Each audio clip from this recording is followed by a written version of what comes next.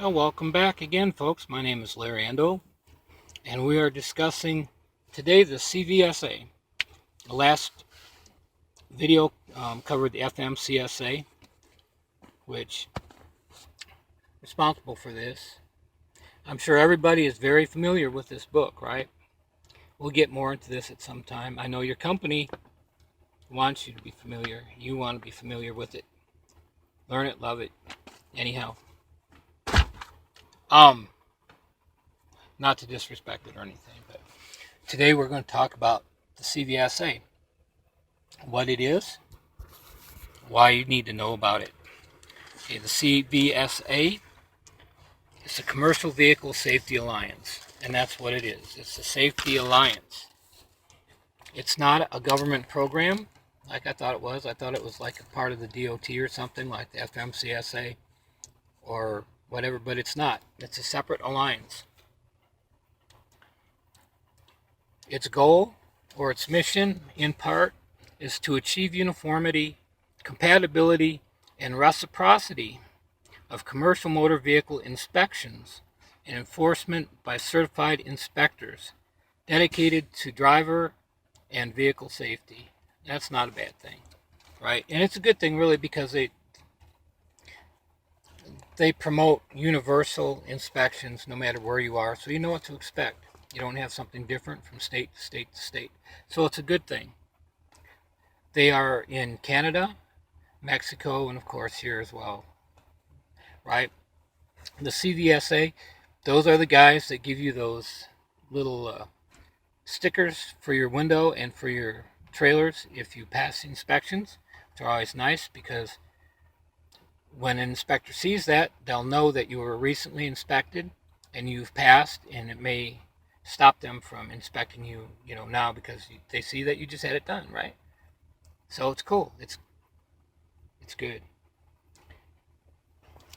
There are 4 memberships, or classes, I should say, 4 classes of groups that belong to the CVSA. The first one is state and provincial agencies, like the State Department of Transportation's public utilities. Public utilities. Who would have thought? I had no idea. Service commissions, state police, highway patrols. But that's kind of weird, isn't it? Public utilities? Who knew? The second class, class 2, is the city and municipal level, and that's your police departments in your city and local jurisdictions.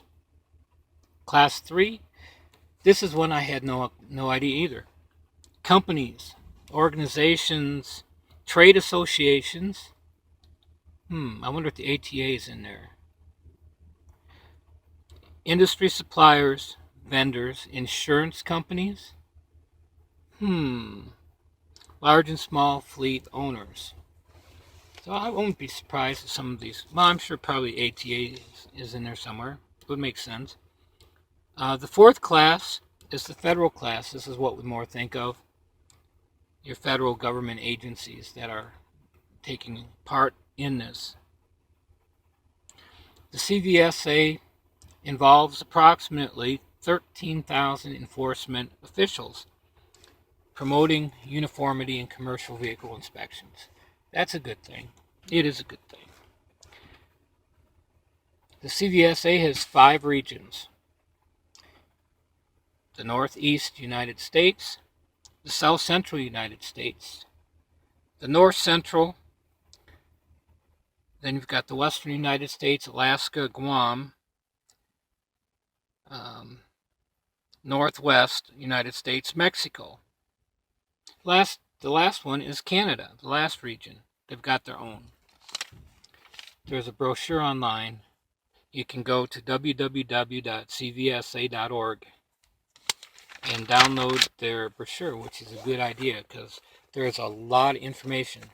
There's a lot more information there than I'm going to go over. We don't have the time, and reading out of that thing would be too boring. I'd fall asleep doing it. You'd fall asleep watching. So anyway, I would download it. It's good to know.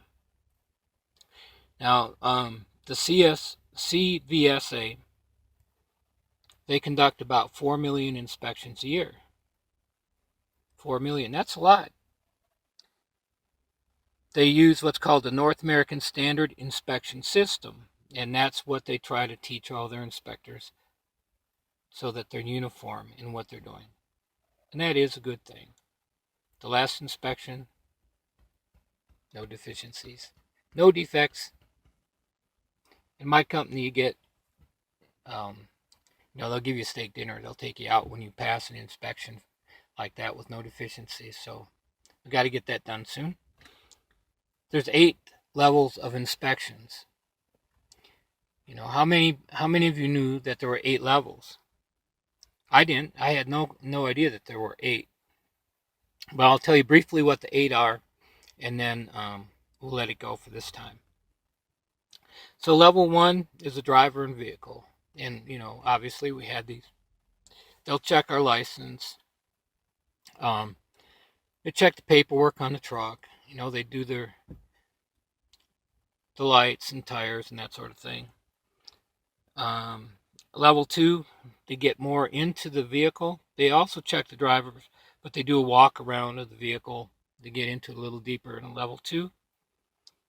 Level 3, this is where they just check us. They pull us over and say, driver, I need to see your license. And so they just check us out, make sure everything is up and up. Level 4, special inspections. This is strange.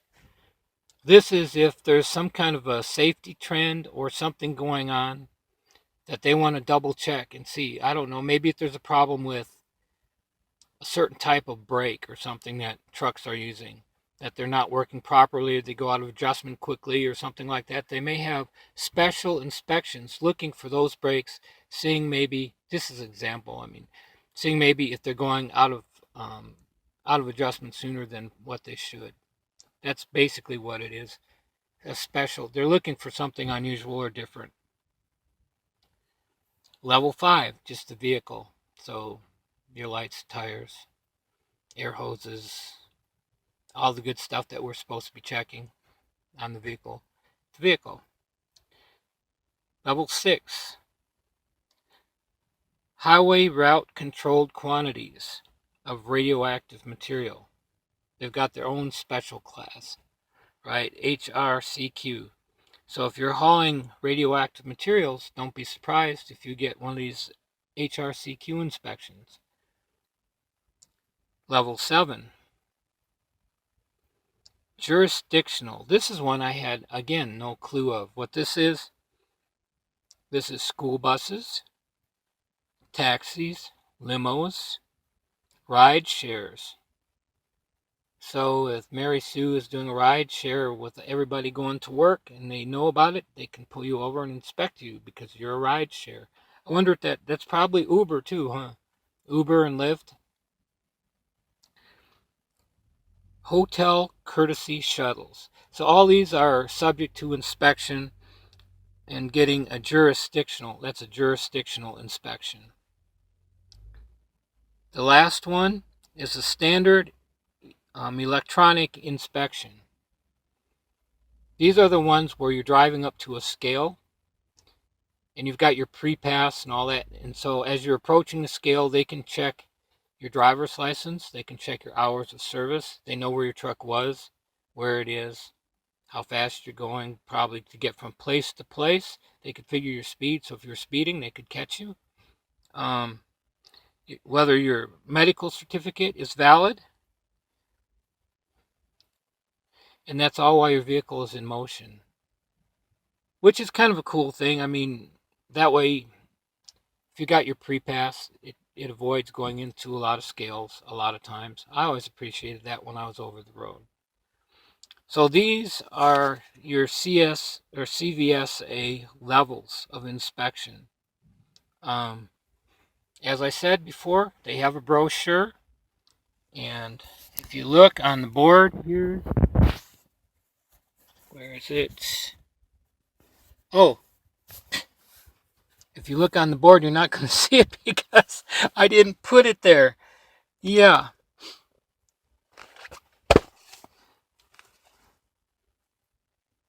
CVSA.org.